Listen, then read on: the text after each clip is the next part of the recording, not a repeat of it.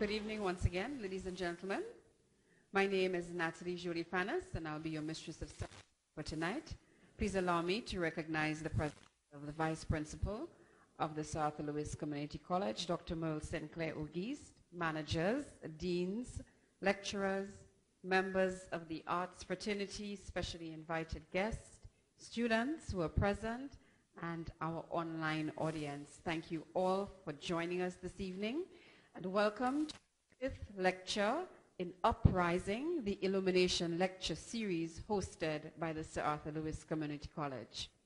This is season 2 in the series that began in February of 2018. It is our first lecture for the academic year, and we are quite excited about what is to come in the coming year. We have journeyed through this, crossing disciplines from history to fire safety to Creole in St. Lucia to an open course of learning. And today we are going to delve a bit into animation and the place of arts in our society. To give you a better overview of the lecture series, what brought it about, we invite the Vice Principal, Dr. Merle Sinclair Auguste, to speak on the Illumination series. Ladies and gentlemen, please welcome Dr. Auguste. Good evening, ladies and gentlemen. Welcome. The name Illumination, with which this initiative was christened, was by no means an accident, nor conceit. We ought not to forget that the path to the light bulb was lit by the human mind itself. And perhaps it was this implicit understanding that engendered a strong conviction among all involved in this endeavor that the way to light a path to the future for the society and the college was to use this most natural and accessible and somewhat inexpensive form of light. Human minds, brilliant minds, and from right here amongst us. Living now in a society saturated with lights of the internet and the digital world, the television screen, and of course, the light bulb.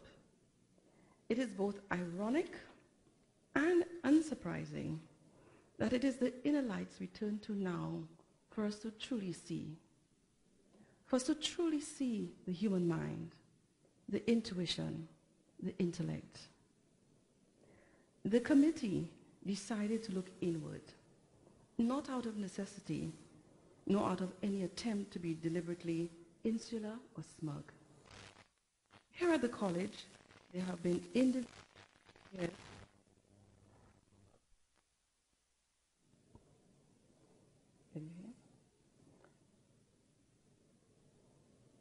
who have been veritable academics, and academics who have been operating at the top of their respective fields. A need was observed for an initiative whereby the college could become a congenial space for professional academics, and that the kind of an inquiry, engagement, trenchant discourse, and intellectual rigor that characterizes academic culture could permeate the wider culture of our society. The deeper need was to fulfill an apparent vacuum in the society for not merely informed discourse, but a demand, if a largely silent one, for integrity of argument and philosophy. The society was not merely to be a passive listener to an enlightened intelligentsia.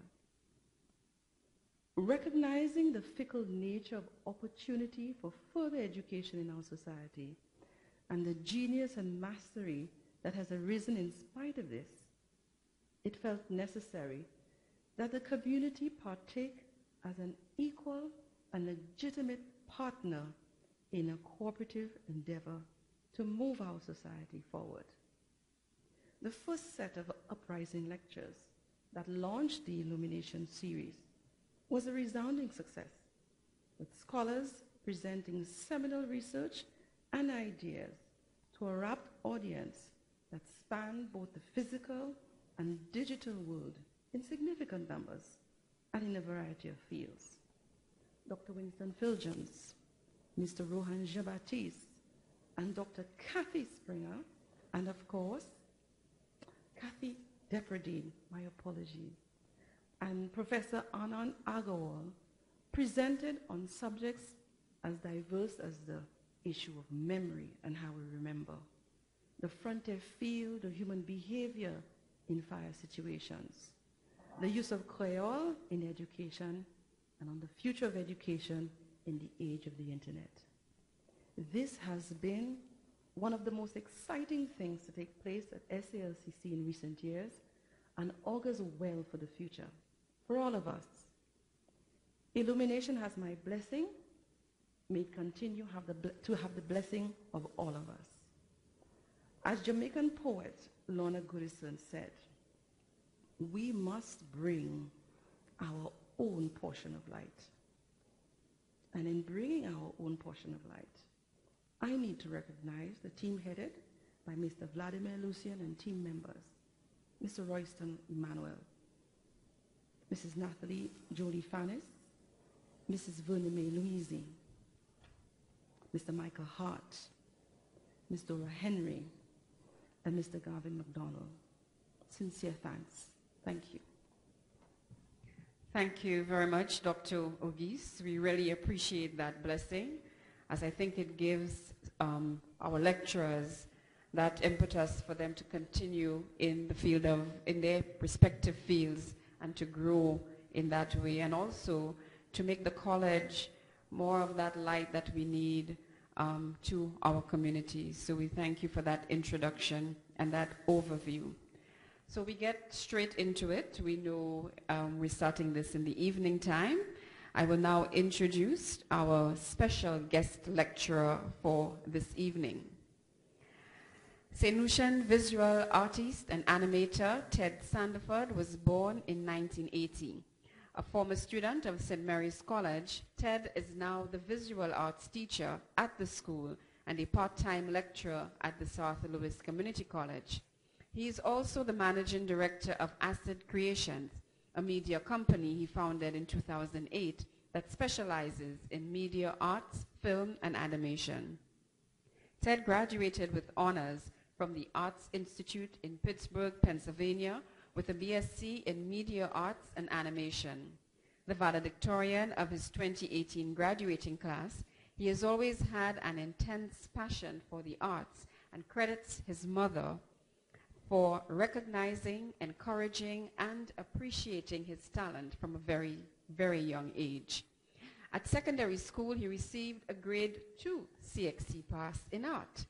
His disappointment led him to take a break before he accepted that this was truly where his heart lay and he could not give it up. His story shows that even passion needs determination to breed success. Today, his work is featured in St. Lucia and the wider region, as well as in far-flung countries like Germany, Bulgaria, the Middle East, and Australia. Shortly after graduating from the Division of Art, Science, and General Studies at the South Louis Community College in 2000, Ted began his tenure as a visual arts teacher.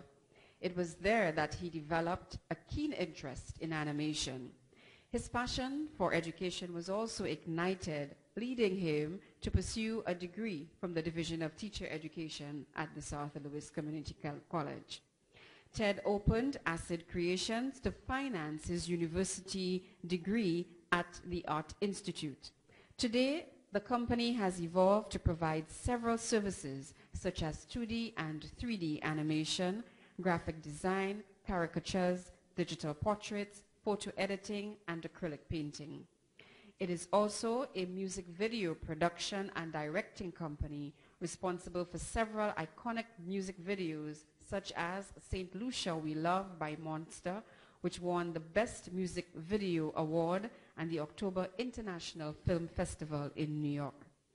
Ted is also the creator of Coco Boy and Gerard, cartoon series which can be seen in the Saturday Yo magazine. His awards include Most Outstanding Portfolio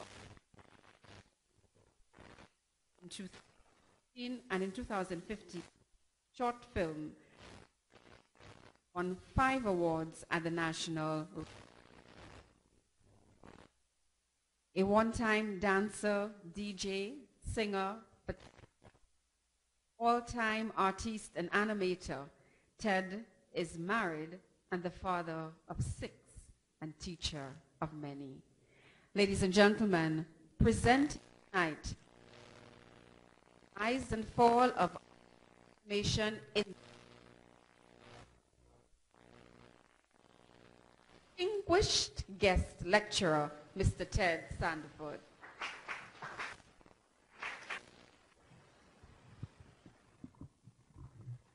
Good evening, everyone. Please allow me to adopt the protocol already established. So, we're here to talk about animation. Tell me, growing up, have you ever taken a dictionary or a big book and draw pictures in the corners of the page and flip it? You never did that? Well, I think you do have an idea of what animation is. All right? Okay. I will begin this lecture by highlighting the topic, Home Have, the rise and fall of arts and animation in the Caribbean. Home refers to the Caribbean, which is blessed with many kinds of art forms. We have no reason to go anywhere to get talent because indeed we have. We also have the ability to see whether or not arts and animation rises or falls in the Caribbean. This is the reason why I have a question mark at the end. Success and failure is all based on us as a people to see that the animation industry in the Caribbean goes places. I married art and animation because animation cannot exist without art and creativity. But then, what is animation?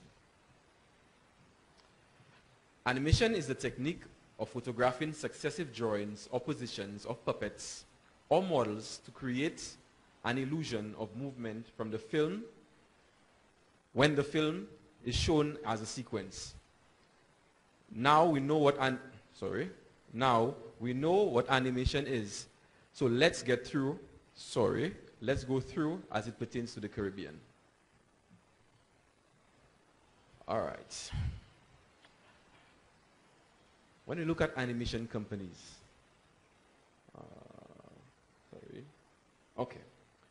when we look at animation companies such as Disney, Pixar, DreamWorks, Cartoon Network, Nickelodeon, Blue Sky, and Sony Pictures, we all marvel at their work.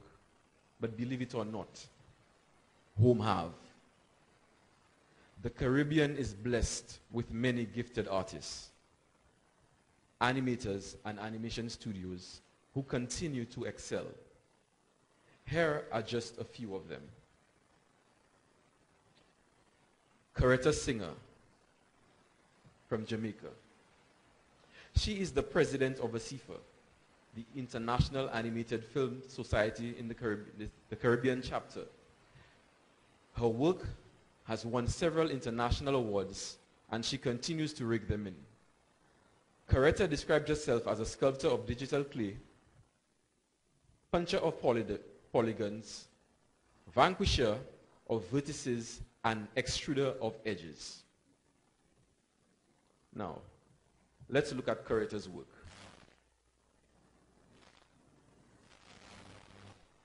Coretta pays a lot of attention to detail, as you can see. All right? And her work can just, I believe it can match what we see from Disney and Pixar. And she's just right next door in Jamaica.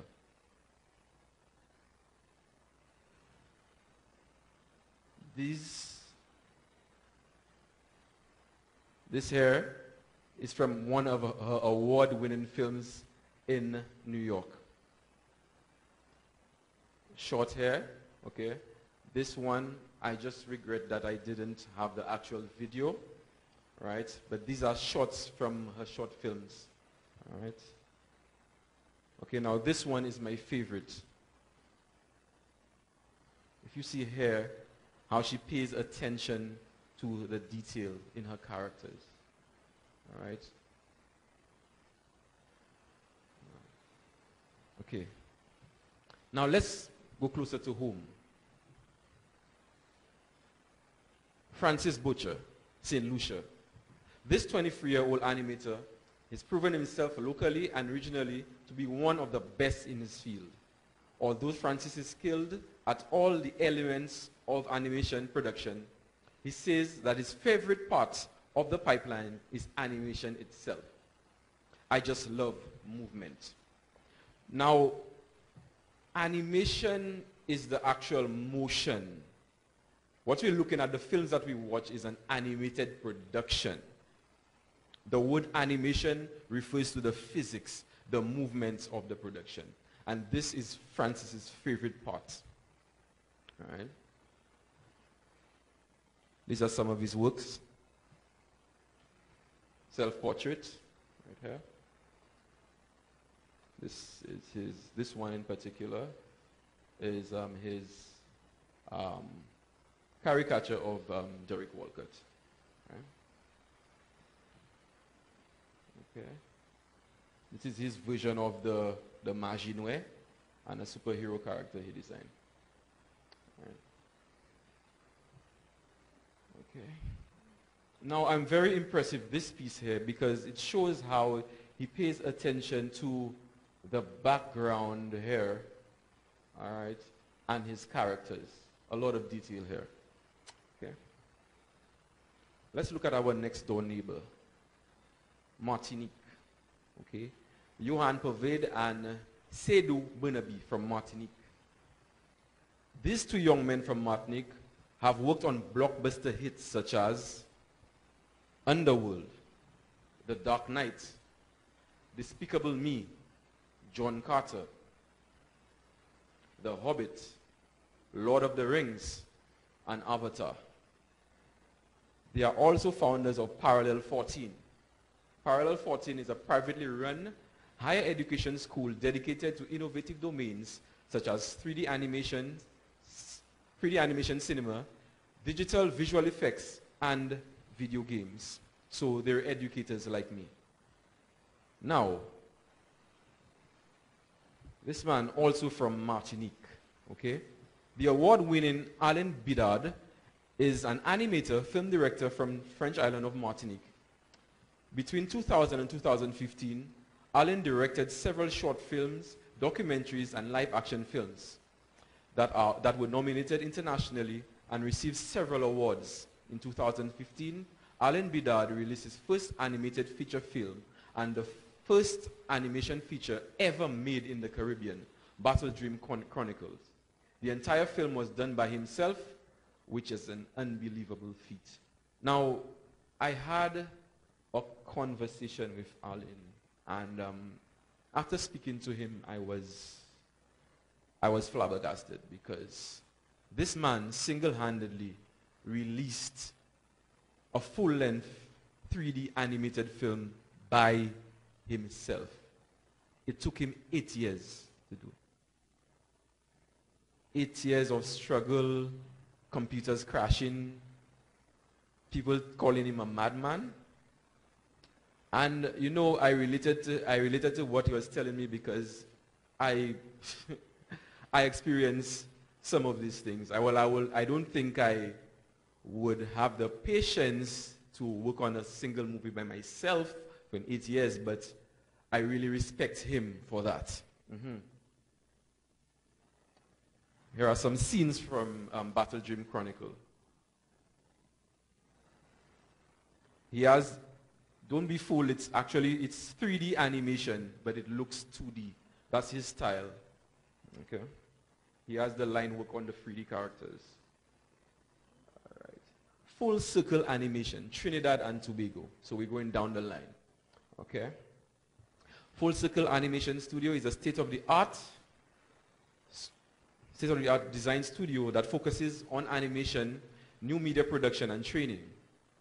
It is the largest animation studio in Trinidad and Tobago and one of the most established in the region. The team comprises of in-house animators and illustrators that have been trained by Full Circle Animation over the past 5 years. Now, if you notice, there's a trend.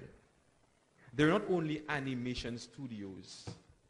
They are actually places where people go to learn the craft of animation. And this is actually one of my dreams, to have an animation studio in St. Lucia and a small academy so that our St. Lucian artists and potential animators will learn. Founder Camille Abraham states, "At Full Circle, our team is our strength. It may take one person to create an idea, but it takes a village to nurture and develop it into a provocative story. Our team is passionate about design and innovation. It is what fuels the studio, finding new ways to develop ideas and engage audiences in what we go to work. It is what we go to work for every day." All right? Okay. Now, I could go on and on about the tsunami of talent we have here in the Caribbean, but I will stop listing right here. I just want to bring out the point that Home have. Many regional and local companies are outsourcing work beyond the region, but Home have. Our own people invest so much money in foreign work and merchandise when Home have. We in the Caribbean are rich with tradition, rich with folklore, rich with culture. The world is eager to hear our stories, and animation can be a vessel to transport these stories. They want to hear about the Bolom. They want to hear about the Lajables. They want to hear about the Majinwe. They do, because Home have. I am pretty afraid that pretty soon, Home will not have any more, because all our talent will leave us. So let's talk about the fall of animation in the Caribbean. I use the word fall loosely here. I honestly think that art and animation will not fall. But I believe that we should be far ahead of where we are now. Sometimes we need to exaggerate to bring our point across. For our industry to excel, certain things need to be addressed. How society values art. There's a lack of appreciation for it. Parental encouragement or discouragement. Lack of motivation. That's inner motivation, that's intrinsic motivation. Art education is generally expensive. Resources, as in the lack of resources. Failure to collaborate and the brain drain. Now, I was trying to come up with a way to make the audience, you, understand the limitations that we artists and animators go through. But then I realized that I went through it all. So let me tell you about it. Meet Ted. Ted was born on 29 January 1980. His father was an electrical contractor and his mother was a nurse. I don't know where the art came from. Ted enjoyed coloring and doodling. His mother encouraged him by purchasing his art supplies, and his father discouraged him, like always reminding him that art is bad. Stop drawing. This brings the point that our Caribbean people, we don't value art. We say we do, but we don't. I went around asking parents, what was the ideal career for your child? They had 4 options: medicine, law, accounting, and art. 50% chose medicine, 20% law, 25% accounting, 5% art.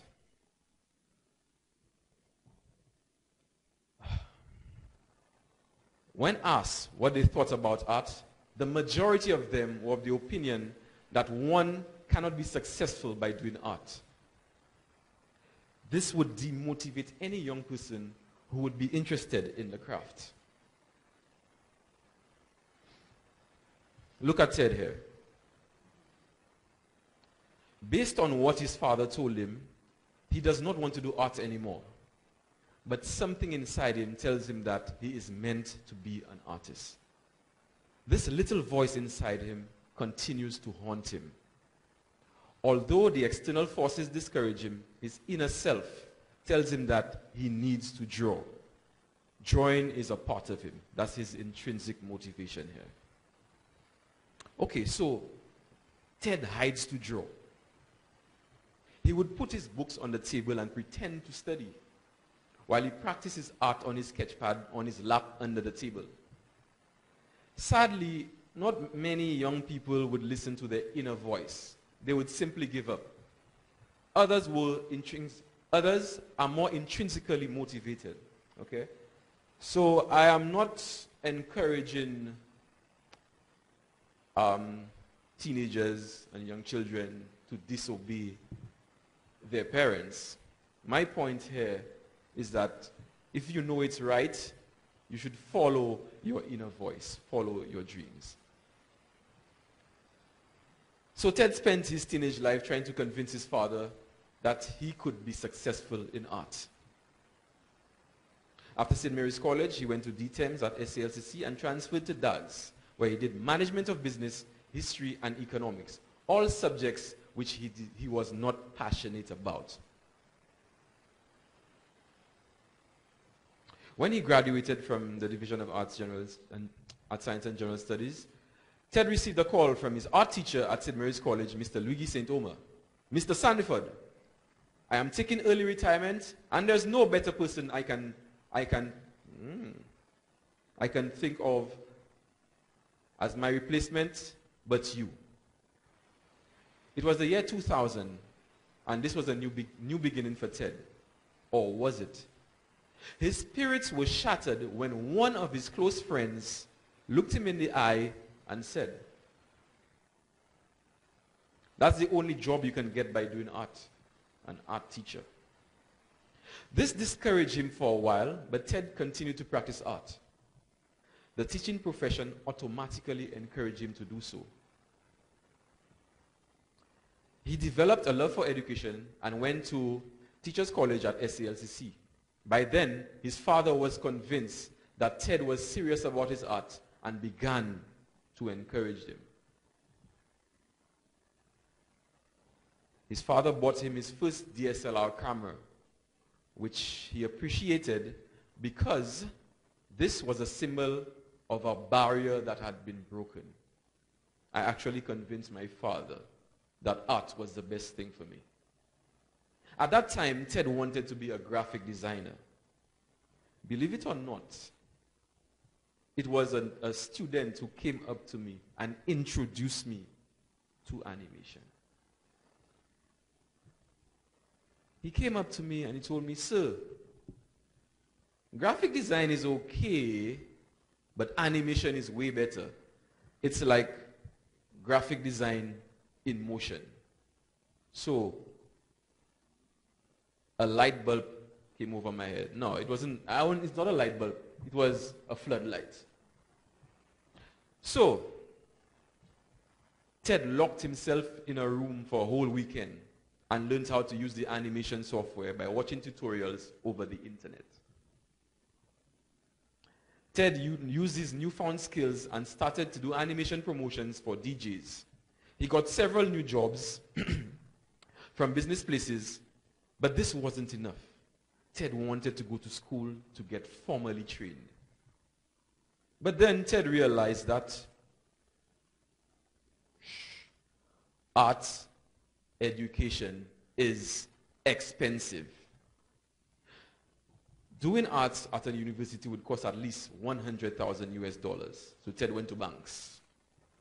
Rejection was the response received by all. One loans officer simply told me I should go to a school to do something more worthwhile. Now, I have been to several interviews for loans already, but I only remember this one. When I entered the room, this lady, she was sitting and she looked at me over her glasses and, okay, young man, have a seat. So, what do you want to study? I told her, animation. She said, animation, what's that? Well, it's a form of art and whatever. Okay. And how much do you need? Well, $100,000. That's exactly what she did. She laughed. Are you serious? I told her, yeah. She told me, why don't you try something like medicine instead? It would make more sense. And then, well, she told me that there is a limit and to $100,000 US is, I would not get that loan. Okay, I was disappointed and I left. But you know, that voice inside me, yo, Ted, art is your thing. It's your passion. Follow that. So I did just that. I started school. Art education is expensive because it's practical, and when you add it to the animation, it makes it more expensive because it's practical where you have to buy your art equipment, and then on the technical side, you have to get your computers and your tools and your gear and so on. Okay? The price itself would deter anyone from even going into the field. But you know, you have to be intrinsically motivated. Notice that I'm stressing on that intrinsic motivation because this is what pushed me. All right, so I successfully completed school with the help of crowdfunding also. All right, and this itself presented me with the attitude that we have, and it solidified the attitude that people in the Caribbean have, that there is no value to art. One person commented that I will not contribute any money to someone who is doing animation. I don't know why they keep on jumping to medicine, right? But this person would say that, why don't you do something like medicine instead? Or something that we can use every day. There is no use for art in the world. Okay? Now I searched for that comment. It was on Facebook. I searched for it, but I couldn't find it. Okay, but my answer to him was that an artist designed the shirt that you are wearing. An artist designed the interface on the device that you're typing. An artist designed the book covers of the books that you obviously did not learn from. Okay. Now, this is not an isolated incident. By talking to several artists, I realized that we all go through the same thing.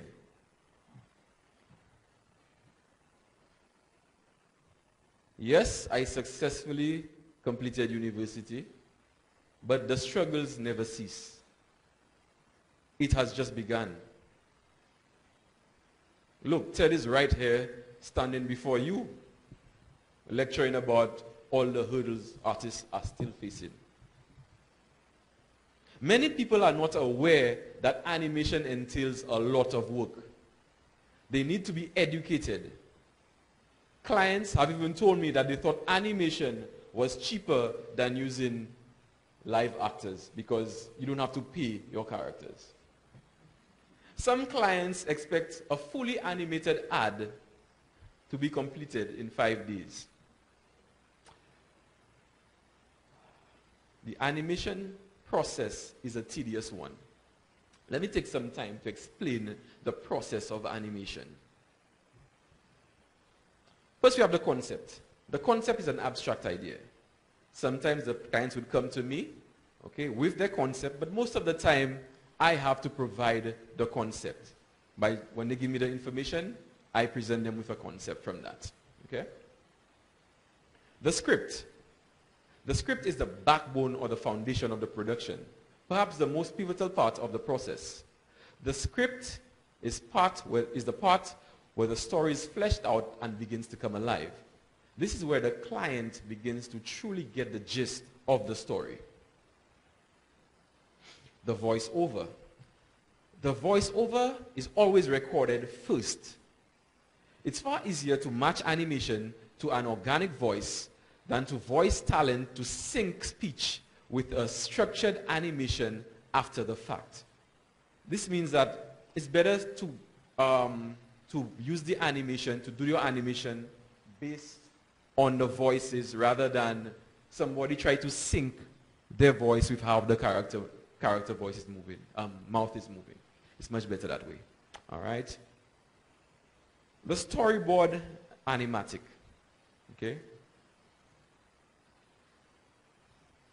From there, we move to storyboards and animatics, where visuals start to take shape. Okay? This is an example of a storyboard.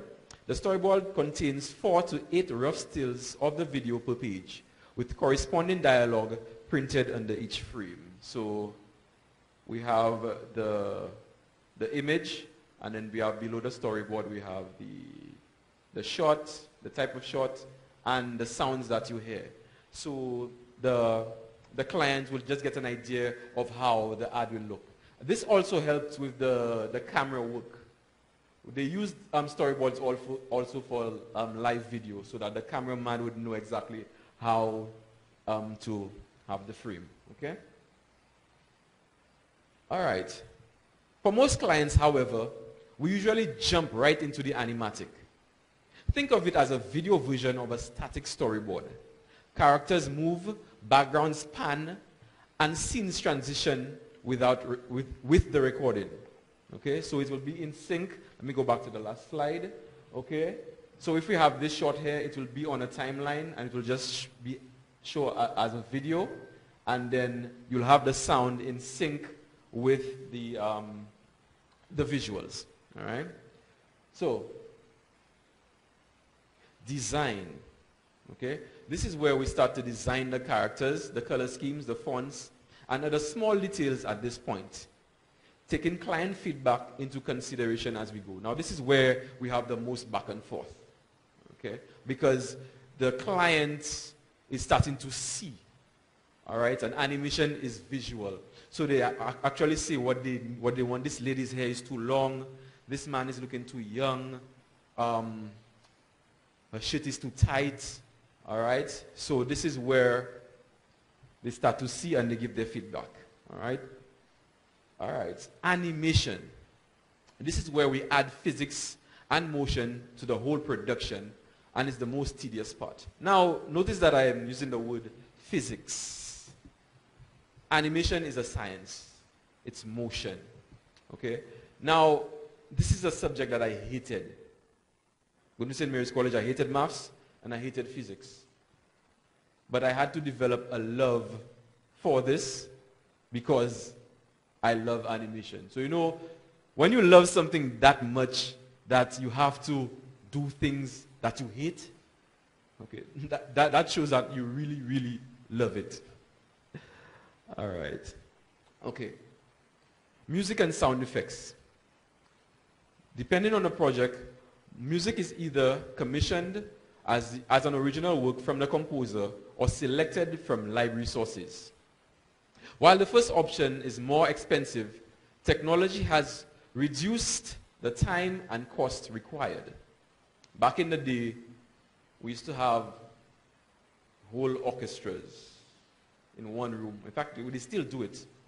Those who have the money, and they have the whole orchestras while the animation is playing, okay, so that they will get the feel for it.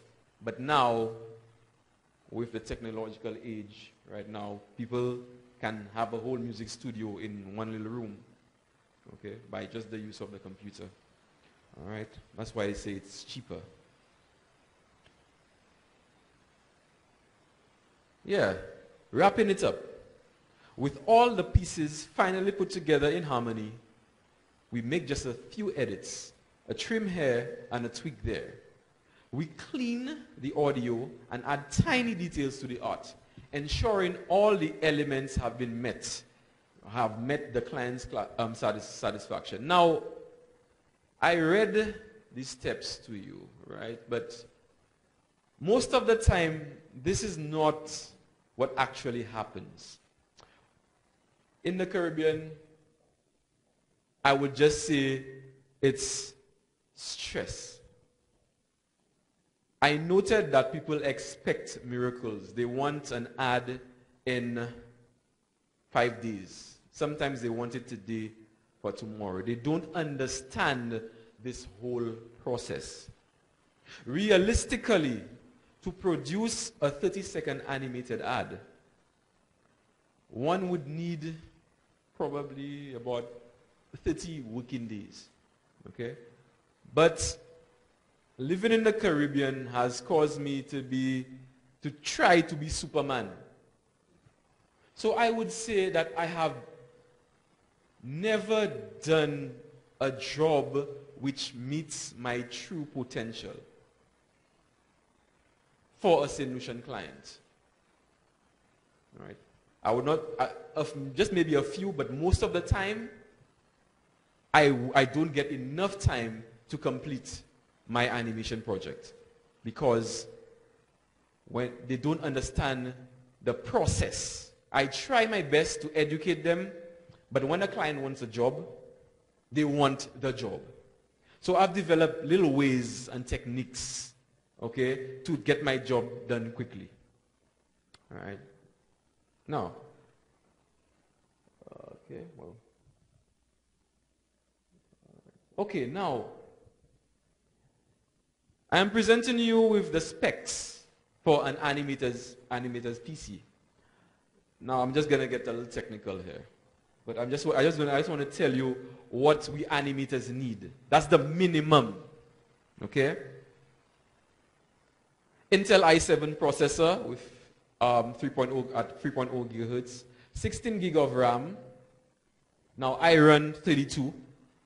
A 256 solid state hard drive with 1 terabyte. I have one gig solid state and 2 terabytes on the PC. 8 gigs graphics card. Okay? Now, why I'm telling you what I am running is because it is still not enough. And these PCs are expensive. Okay? The price for a good animation PC is $2,700 US.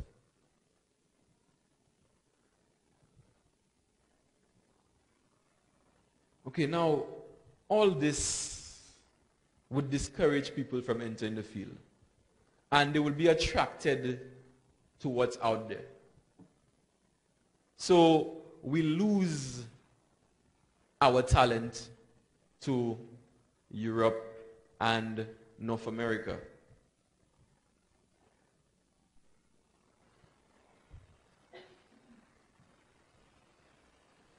Being a teacher, I see what's going on with the young people as it pertains to art. I have to witness my students forgetting about art after SALCC because there is no avenue for them to broaden their horizons in art. I have to continuously be an advocate for art because of society's ignorance. My solution is to education. I always believe that education is the ultimate vessel to rectify all the issues I have highlighted in this lecture. If parents are educated about the various career opportunities that art has to offer, they will encourage them to do it. If parents heard about all the successful artists and animators we have all over the world, they will embrace it and not reject it. If clients would understand the actual production process and what it entails, they would be willing to pay what the job is worth and not ask for miracles when it comes to turnover. If the education system would stop treating art like just another extracurricular activity, maybe, just maybe, people will take it more seriously. Deep inside every one of us is an artist. And I think that education always has a way to bring it out. Now, right now, I'm not talking about the Caribbean as home. I'm talking about us. I'm talking about you. We all have it. We all have it. Yes, home have. We can all contribute to the animation industry. If you notice at the end of a movie, we don't see one name. Although I highlighted one animator who did everything by himself, but he did it in 8 years. We have a set of credits at the end of a movie with hundreds of names. They work as a team. Collaboration. Okay. This is something that we need to do. We need to work together. We live in a society where someone would open a shop selling green t-shirts. And your neighbor will open a shop right next to you and sell green t-shirts. This is the society that we live in. Okay? So we need, all of us are unique. We have people who specialize in sound. We have people who specialize in the visuals itself. Okay? We have people who specialize in concepts and writing. If I have to develop a film, a short animated film about, let's just say, the Arawaks, I have to find somebody who knows about history, no? If I have to give a representation of a terrain, I have to know some form of geography, don't I? Okay. So I need to get somebody who specializes in the field. Okay? So I stress a lot on collaboration. We all need to work as a team. And the moment we do that, okay, home already has, and people will see that home, the Caribbean, has the talent.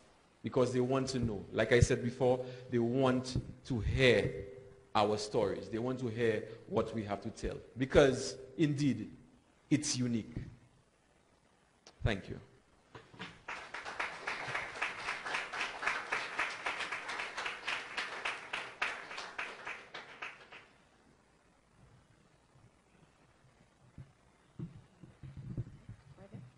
So we invite Mr. Sandiford to have a seat right there because we're ready to take some question and answer or question him.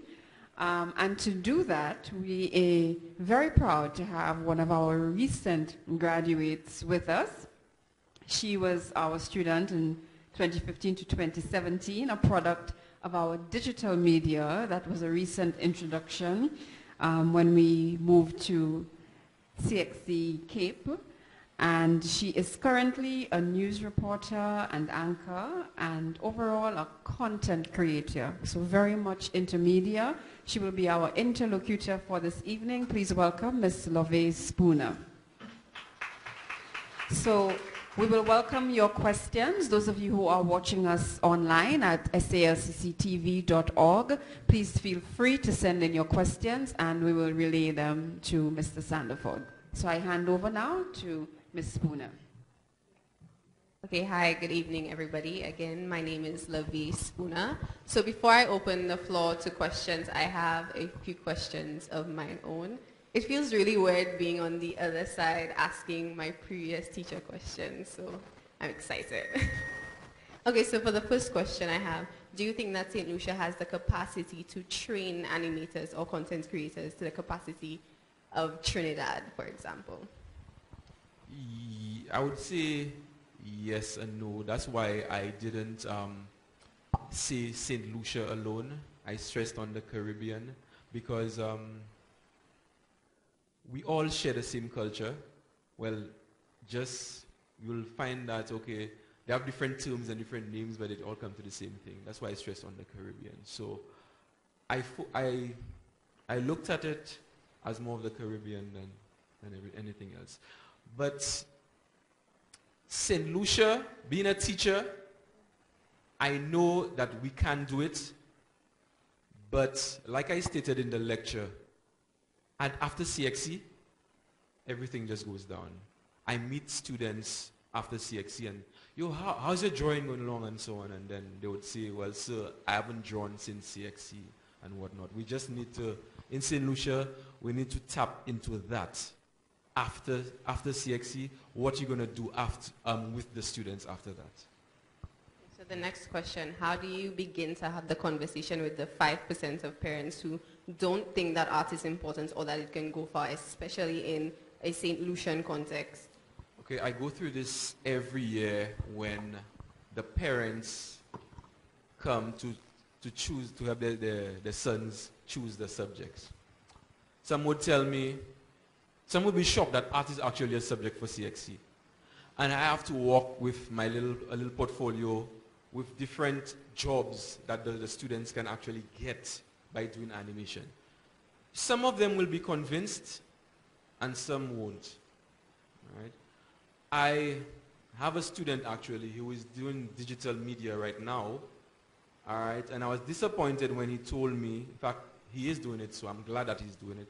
When he told me that his father didn't want him to do it, he wanted him to do chemistry instead.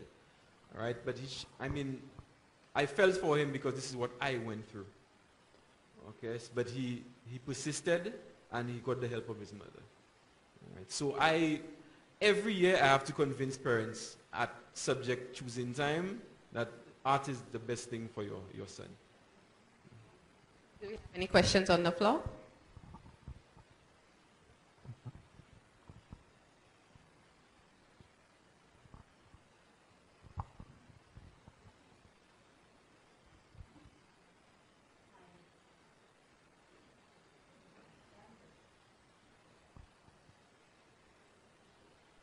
Oh, now, okay.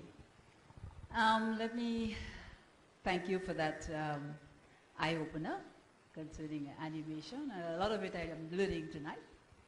And after every one of these lectures in the Illumination series, I always leave here more enlightened, learning a lot more, and I never regret having stayed for a lecture. I'm never bored. And tonight, especially, this is a field I don't know much about, and really what I've just learned tonight about the animation, what's behind it when I watch a cartoon, I'm really amazed at the amount of work you say that you have to put into it. Now, I want to just look at your topic, the phrase home have.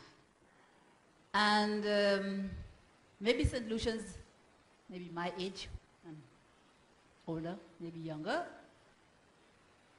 our familiarity with that phrase and what it usually means to us when we say home have. Now, typically in the Caribbean, for me growing up, when you told another child or a group of people that home have is because you can afford to waste because we have so much. All right? We have a lot. We have plenty. We can waste. All right? So home have, that's why you're throwing all that away. But home have or you say, tell the person, well, home have. Now to apply to your theme here tonight, your subject, home have. Artistic talent in St. Lucia, and I suppose the rest of the whole Caribbean, is so plentiful. The way why we look at art and think home have, because we have so much. Everybody's born with talent. We're born with talent. We have it to waste. So art and talent is not something you go to school to study. You know what? You go to go and get it out of a book. We have it naturally. Everybody's an artist. Everybody, he's a born natural. You have it, but you're full of talent. We can afford to waste. So for everyone who makes it big, there are about 1,000 others on the ground. So that's the home have theme. I don't know if you want to stretch it to that part, to the aspect of the wastage. Do you see a lot of wasting of talent in St. Lucia and the Caribbean? Well, I would say yes, I do. There's a lot of it. And I will take the example of this guy who is, I haven't seen him in a while. He's on the streets. And he's a brilliant artist. He would take chalk and just paint, and just draw on walls and so on. And I always say, like what you just said, I always say, wow, what a waste. What a waste. And notice that I said I used to hide to draw. Yes, I had the courage to stop hiding. But I'm only a small percentage of those who actually jumped out and stopped hiding. Okay? Most of the students, I will always go back to my students because they are the ones who come to me and tell me, sir, as soon as I pick up a sketch pad, my mother tells me, go and do something worthwhile and so on. Okay? Most of the parents don't see it as a benefit. Okay? Because it's actually a gift when a student can actually get an image in the head of someone and actually put that on paper. That's like being a human photographer. And that is amazing. And that's something that's just going to waste. When there were not any cameras, we had people like Leonardo da Vinci, these people and so on, and they had paintings. And we have cameras now. Okay? But now we have our talent going to waste for true. It is. I must agree. Do we have any other questions?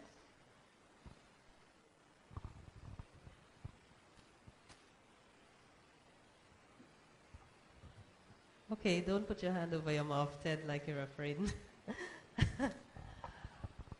I want to tackle you on the question of education. I have found that it's a very complex sort of situation that we have with our art. We do not, for example, have any form of assessment to determine that a child has that particular ability. We have a common entrance and we just begin lumping people into schools based on that academic or typical grammar school sort of thing.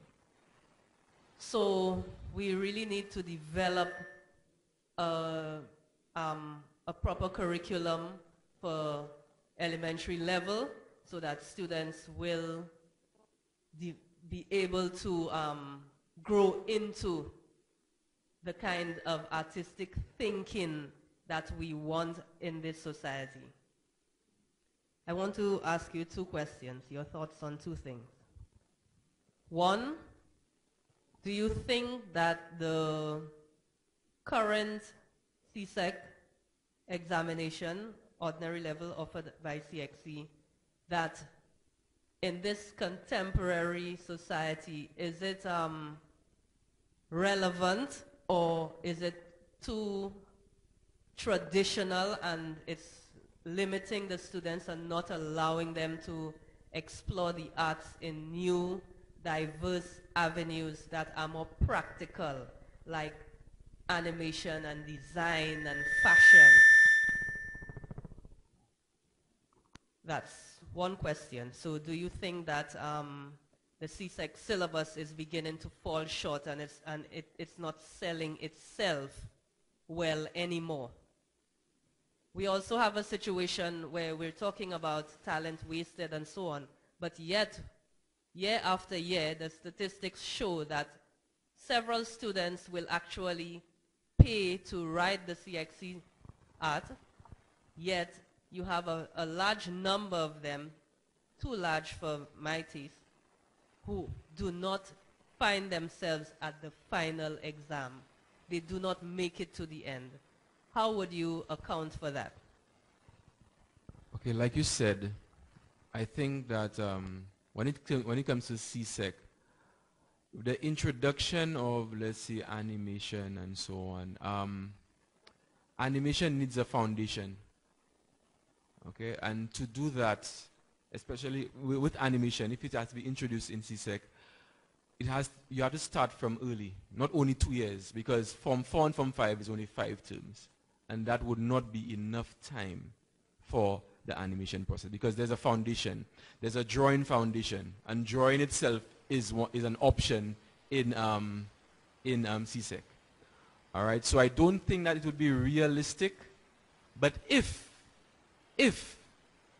the students start to learn from, like you said, elementary level, they will reach a standard that is ready for animation by the time they get to Form 4, Form 5.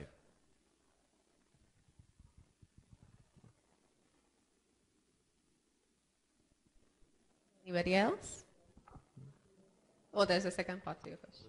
Can you repeat your second part? Can you repeat the second part?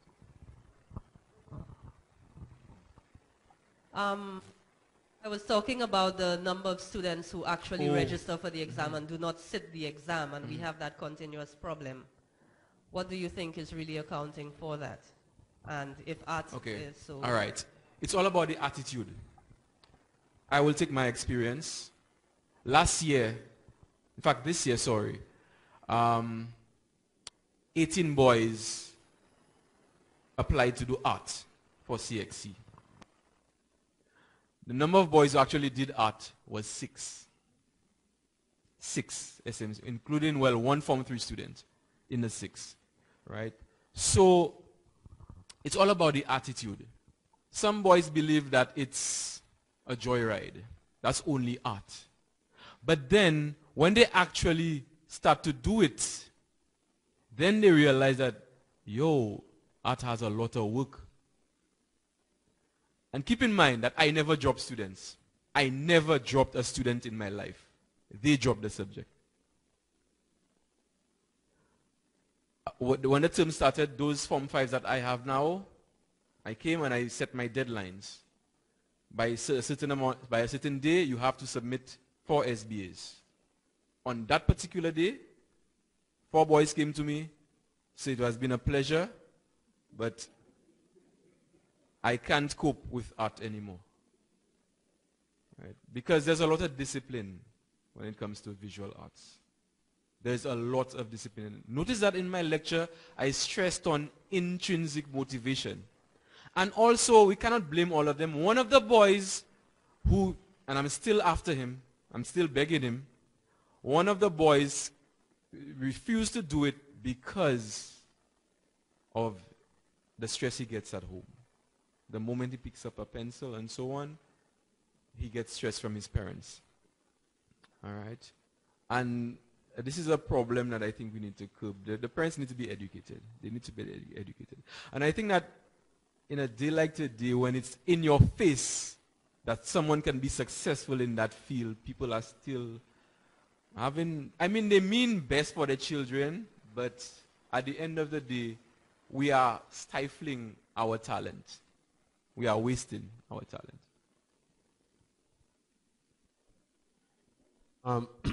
My question is, well, it's a two-part question.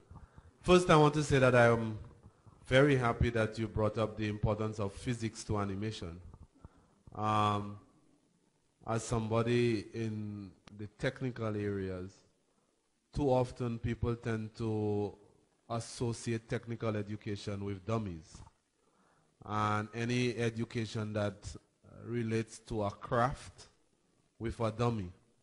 And they believe that the purview of physics only relies with what they call academia or the academics and not with the technical persons.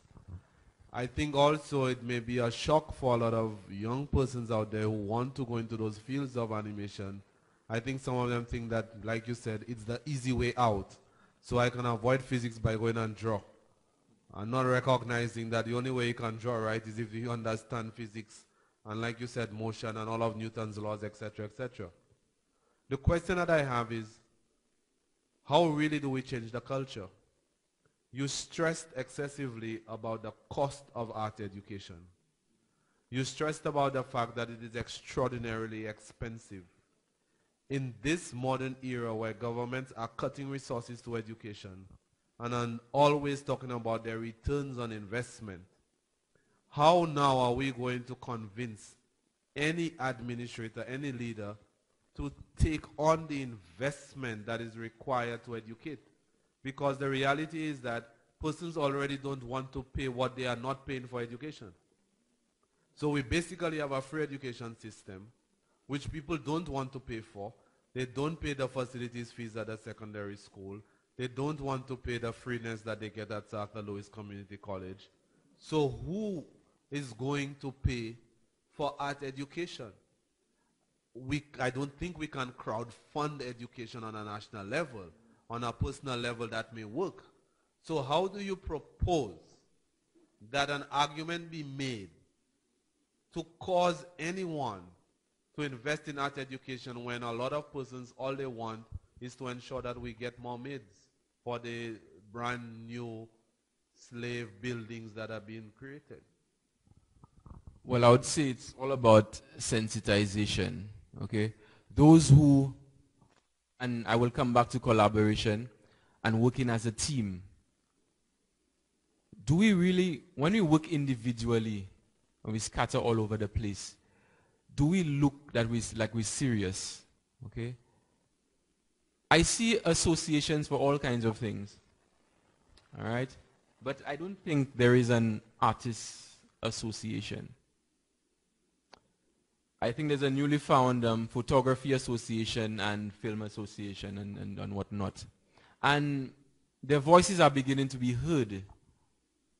And I will take this as an example because it proves that working as a team, if we hear 100 voices, it would be more powerful than just one person going to an office all the time, we need this, we need that, and so on. Okay, we need to work together on this. Right. Yes, okay, I just want to make a point too, but I just want to share some of the points that have been made online. So, Kathy James Springer notes that the new world of STEAM and not STEM, the new world, sorry, is STEAM and not STEM. It means that the rest of the world has recognized that science, technology, engineering, art, and mathematics are intertwined. St. Lucia needs to recognize this. Okay? And I guess it kind of, I can just piggyback on that. You talk about collaboration, and I'm so happy that you stressed the importance of not knowing, because it's not knowing that helps you connect to people who know. And the problem with traditional education in St. Lucia especially is that there is this sense that when you leave school, you must know everything. Okay? And as teachers, this is what we reflect. We go into our classrooms as experts, and we don't even want to learn from our students either. So we talk about art and animation. We have a wonderful digital media program that I started at Lewis Community College. But there's one critical issue with that program. There is still the belief that one person can teach digital media. Digital media is art, it's animation, it's web design, it's photography, it's mobile app design, it's audio-visual production. And if we are the ones propagating the notion that, listen, one person can teach all of that, then what are we saying of the future, for the future of the industry? And so, in a sense, it still suggests that, that we still looking at the industry as an aside, as something you can do if you cannot learn. Okay? And if we're not making the investment, then really, really and truly, I really don't see any future. I don't really see any future in digital media. Okay? Digital art and animation are part of digital media. And the point is, if we need it to grow, and I'm glad Mr. Harris made the point that, you can't crowdfund an entire education system. If you need it to grow, we need to make that kind of investment. Now, on that point, I want to say that too many times, is the concepts. We focus on industry standard software, industry standard technologies and tools.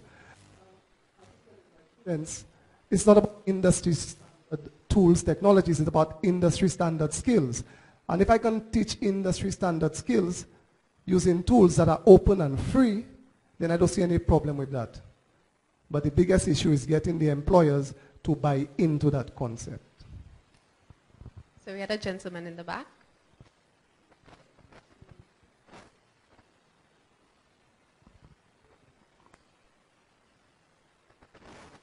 I first would like to congratulate you for your achievements and thought-provoking presentation. There are certain themes that you hit which I welcomed. For example, as a teacher, as an educator, stating that you actually learned something from your student who sparked the notion of animation in you.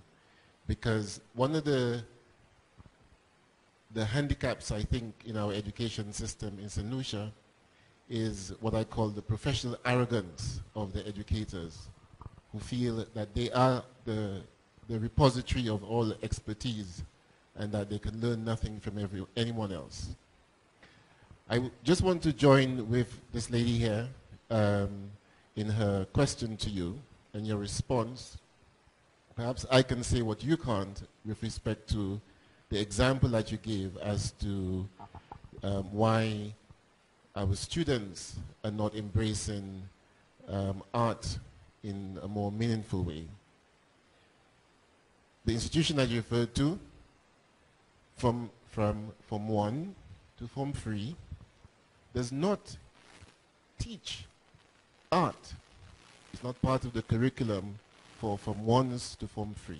The formative years when the kids are supposed to be learning the discipline that you referred to. St. Mary's College is the land of St. Thomas. Generations of that name that is associated with art. And when you entered St. Mary's College from Form 1, you have boys who lived in the art room. And for today, for us not to have from Form 1 to Form 3, no kid doing art, where they're supposed to develop the discipline and in their formative years.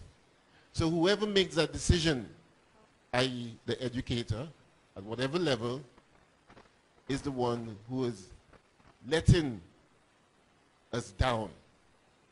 That's where we have to start. Not with the parents who have their children's best interests at heart.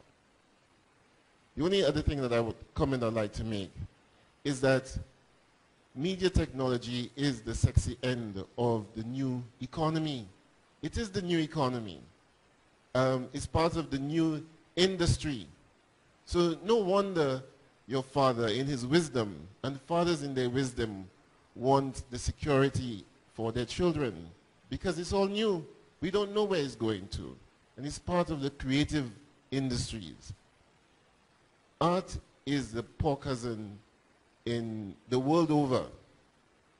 All governments, when they cut budgets, one of the first things they do is cut support for arts. So I would have liked you to be somewhat more positive in your presentation, because you are doing such great work and you have such a great following, and people have paid attention to what you're producing, that today you can afford to be positive about it. And you can afford to state, beyond pointing the finger at the parents, that the educators have to step up. And if this is something in the new economy that will benefit our country because you have the vision, then say so. Don't be afraid to say so.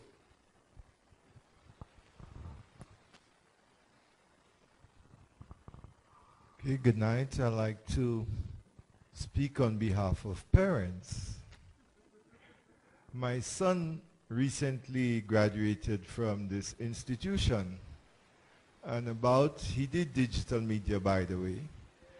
And about when he was in Form 5 at secondary school, he came home and he told his mom he wanted to be a writer. So I started to cry. Y'all joking? I know very few rich St. Lucian writers. So I envisaged right away that this guy would be 30, 35 years still living in my house because he wanted to be a writer. I am a progressive man. I am an educated man. I love my son. But I can tell you I panicked very seriously when he said he wanted to be a writer. So I think it is not, many times it's not parents don't love their child. It's not parents recognize that bills have to be paid. You have children to feed.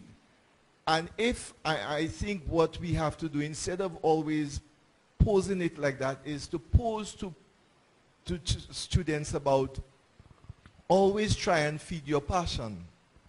Always try and meet your passion. And in actual life, your passion may not be your primary source of income, but you can continue to do it.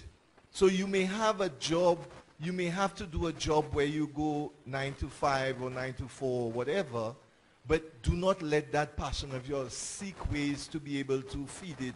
And in some instances, it will actually maybe become your primary thing. But many of the artists I know in St. Lucia, when I went to St. Mary's College, my homeroom teacher was Robert Lee.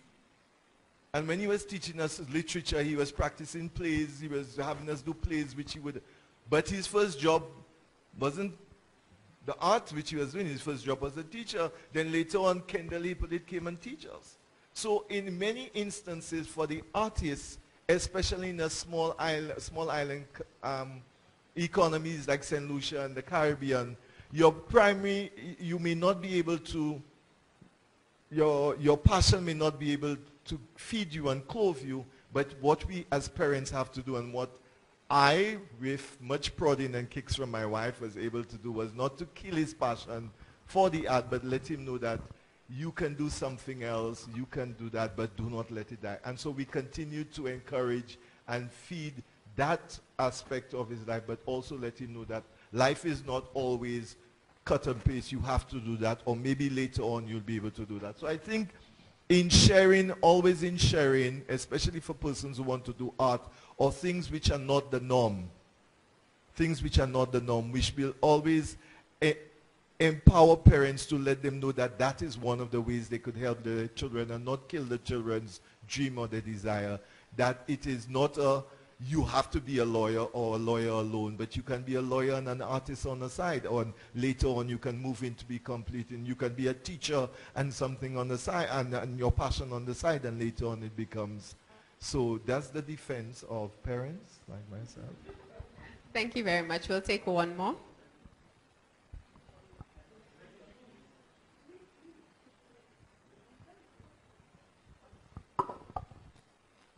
Thanks for that presentation, Ted. I mean, it's something that we have to hear. Most times we don't hear it. And to present it the way that you did, thank you very much for that presentation. I just want to make a few comments. The first one is about, well, I was speaking to a businessman who wanted some animation done. And when he put it out, I was like, oh, who did this for you? He said, well, somebody. And I prodded him. Apparently he was outsourcing it to India. And I was shocked that he was sending it to India to be done. And I want to, on top of that, to put Mr. Harris's comment about, well, the plantations, our new plantations, and the lack of innovation within the society in itself, and why parents have difficulty seeing these as money makers is because we're stuck thinking that lawyers, doctors, engineers are the only people who could actually make money. And I think it's a lack of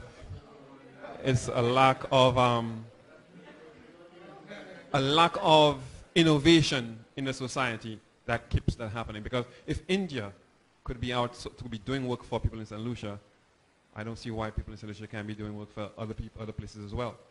Kenya is one of those places that's a lot of work from North America and Europe is now being outsourced to developing country. Why can't we do the same? So I think if parents and the society could be made to see the dollar signs at the end of the rainbow, if you will, I think maybe they're more likely to accept this as a way of making a living. Thank you very much. Mrs. Fanis?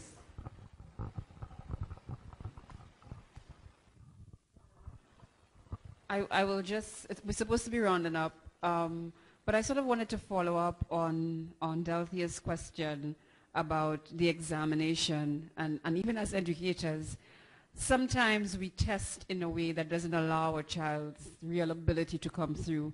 And I was wondering whether the SALCC exam is maybe a true reflection. Do you think it serves as a deterrent that many students would drop out before the end? It's really curious, and I'm wondering if there's something in the format, in how they are tested, that serves as a deterrent. Well, I'll go back to the point that one of the audience members said that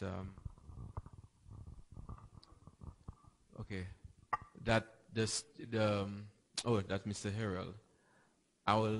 I'm speaking about the school now, the education system itself, especially if a student does not know what art really entails in Form 1 going to Form 3, they will have difficulty. The only thing they know about art is draw, draw, draw. But the art syllabus itself has several options. There's painting and mixed media, there's drawing, there's graphic design, there's fabric, 3D art, and so on. There is not enough time for them to explore the different forms of art. So basically, when they choose art at the end of Form 3, you would say that they're just diving. They're just diving into something that they don't know. All right? And this is a problem that we have not only at the school where I teach, but other schools. All right? When I did art from Form 1 to Form 5. It was a tradition. It was a privilege to actually do art. When I was in Form 1, I looked up to, I remember Winston, Anatole, and these guys did wonderful art. They would paint on shirts and whatever. I said, yeah, when I get to Form 5, I'm going to paint my shirt because I will be in the art troupe. Right? But I will also express the fact that I have Form 1s coming in. I'm seeing these eager faces for the first time and so on. And Mr. Sandiford, when are we going to have art? And they're crushed when they realize that when we get to Form 3, that's when we're doing art, because they already have their sketch pads. All right? So what I have to tell them is that in your free time, break time, you come to me, I'll give you some work to do and whatnot. All right? And the few classes that we have, I only see the students in Form 3 like once a week for a double period. That's about 1 hour. So most of their work has to be done at home. And you see, that's where the intrinsic motivation comes in. But this is the students who are intrinsically motivated, fine with them. But some other students need that exterior motivation, you know. They need that. They need somebody to push them. That's why they need to explore the different options that art has to offer in the SALCC syllabus. Not everyone can draw a hyper-realistic drawing, but they can paint. I have boys who do graphic design, but they cannot draw with a pencil and so on, but they can do graphic design. Now the SALCC entails 2 options. They can choose 2 options out of that. Drawing is the first one, paint and mixed media, whatever. So they choose 2. So you don't necessarily need to know how to draw to do visual arts. All right? My problem is the fact that we do not have enough time so that they can explore the different forms of art. I can use an example of a student I taught. He hated to paint. He didn't like to paint. Right? He never touched the, in fact, he saw paintings and he was intimidated. Right? But then I had a competition in the school and he won a painting set. He won, a painting set. And then the following week, he brought a painting for me. I told him, who did that? So I did that. All right? And from that moment, he got a spark.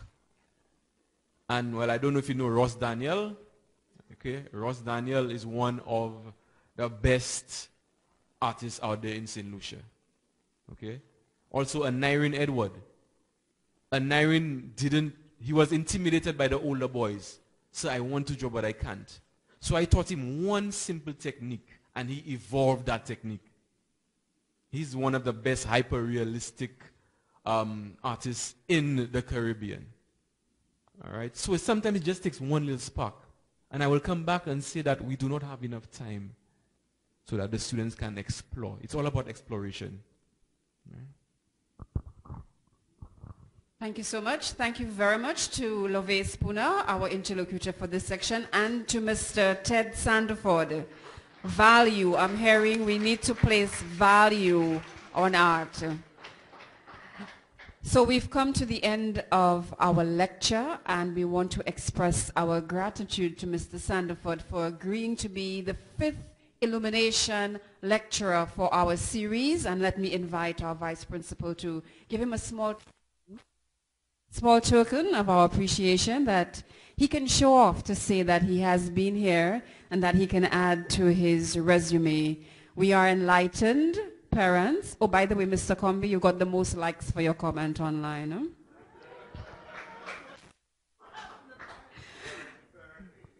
So on behalf of the management, staff, and board of the South Louis Community College, we want to thank and recognize Mr. Sandiford for his presentation, Home Have the Rise and Fall of, give it to me, Art and Animation in the Caribbean. Thank you so much, sir.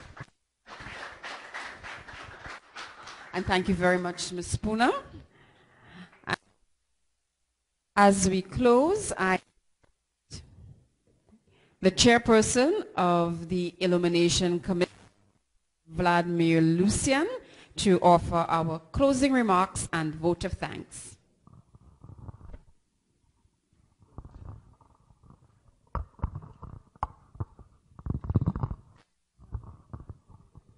Okay, good evening, everybody. Vladimir Lucian, lecturer and impoverished writer.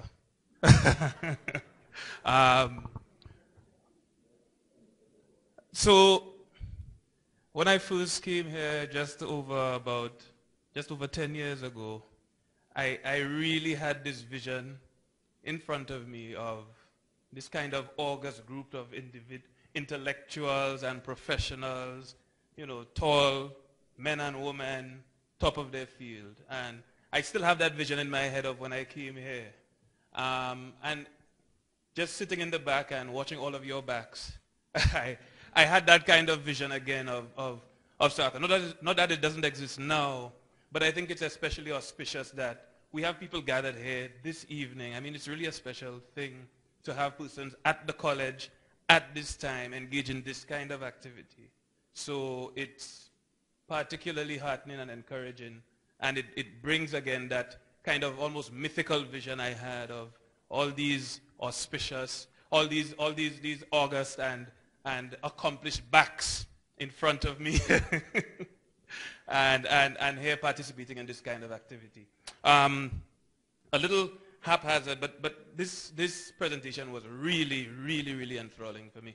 I think one of the things that I took from it was really the sense of the possible, you know. Ted was talking all along, and we're talking about the possibility of doing these things. And I think that's very important. And one thing is very interesting as well, and Ted, you'll find that very interesting. When I was at St. Mary's, which I think in Form 1 or so, you probably would have been finishing A-level here. I used to be drawing in class, and the science teacher told me, "You're getting on just like Ted Sandiford used to get on when he was here." I kid you not. She told me that. And I like drawing. One thing I would always be doing is doodling in class. And perhaps at that time she did not know where you were going with it, you know, and like everybody else had these doubts, fears as well, in the way that parents may have, but it shows you how life could be very, very ironic at the end of the day. And I think one of the things that's important as well that came out through the discussion was, I was listening to a podcast the other day, and they were saying children now, as opposed to perhaps another time, have greater fears about job security, even with qualifications and these kinds of things. But along with that, it ought to be tempered by an interest of the parent, not in who their child ought to be, but who their child is. And if we're talking about wealth, that's the thing that makes a difference between a child that becomes clinically depressed from having an aspect of their personality suppressed, and a child that could lead a healthy life, albeit with less money in their pocket. So I think that's an important part of what was coming out of the discussion. Right. And Winston, one more point I wanted to make. The kind of struggle that Ted is talking about reminds me so much of vagrancy laws. The British Empire used to use vagrancy laws for anybody engaging in any activity that they didn't see as of immediate utility to what they wanted to do. And similar things obtained in Russia as well under communist regimes. Once you were not doing that, you were considered an idler.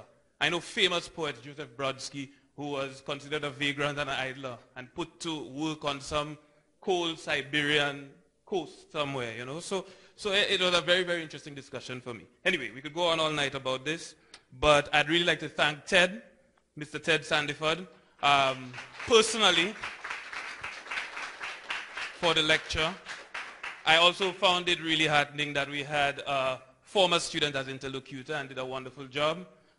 Miss Lovey Spooner, who I taught here, she did literature and digimedia. And I don't know what else you did, but you see how the two things are coming together, the literature in your digimedia, the digimedia hopefully in your literature as well. This series, which I feel immensely proud of, especially after this one that we're coming again and going at it, full throttle, would not be possible without partners. The OECS, Valérie, Ménage à Trois, Wines. I'd also like to thank very, very magical members of the Illumination Committee that work magic every time for this thing to happen. And I think maybe not now, and yes, we'll thank these persons now, but I think down the line when people have a sense of what Illumination was, no matter how long it lasts, and we hope that it lasts long, they will have a profound thanks for those people, and hopefully all the names are remembered for what this did and what it meant for Sir Arthur Lewis Community College. So I want to thank all the members of the committee, Ms. Dora Henry, Mr. Royston Emmanuel, Ms. Natalie Jolie Fannis, and even other members like Mr. Michael Hart, Mr. Gavin MacDonald, and everybody who has contributed to it and who continue to contribute to the committee. We'd like to also thank digimedia students who have been working with us here tonight. So the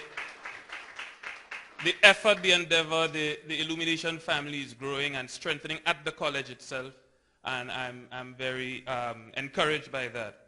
Okay, also the Office of the Vice Principal, which is where this initiative was pushed out from. This is where it was gestating, and this is where it has come out from. So we want to thank the Vice Principal for her continued support of this.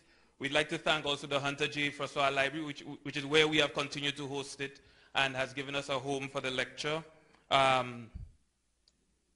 Yeah, we want to thank the audience as well. And as we're starting this aspect, this second tranche of the series, I also want to recognize the fact that we have had persons who have continuously come. Mr. Harrell is one. Although she's not here tonight, Dawn French has been there. Kathy Depredine, particular members of staff have been there throughout. The Dean of DTEMS, Kathy Depredine, Mr. I know you as Joe, I try to remember the last name, Mr. Lindbergh as well, Dr. Fulgence, excuse me, all right.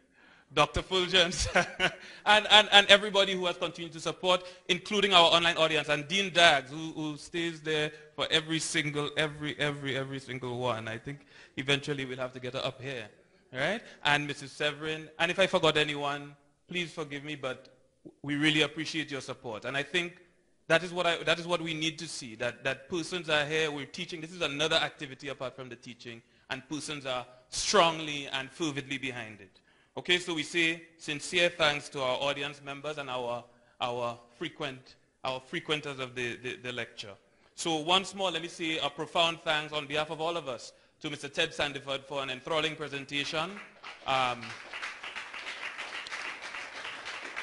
which was profound, timely, practical, and multifaceted. We both got, yes, him as an animator, but him as an educator, which does provide the avenue via which we could get animators out of St. Lucia. And beyond that, it extended towards all the arts and any other marginalized field, and the forces that may be at play in marginalizing them, and the forces that we could put into effect to get them out where they need to be. So to everybody involved in this endeavor, we say a profound thanks. Thank you very much.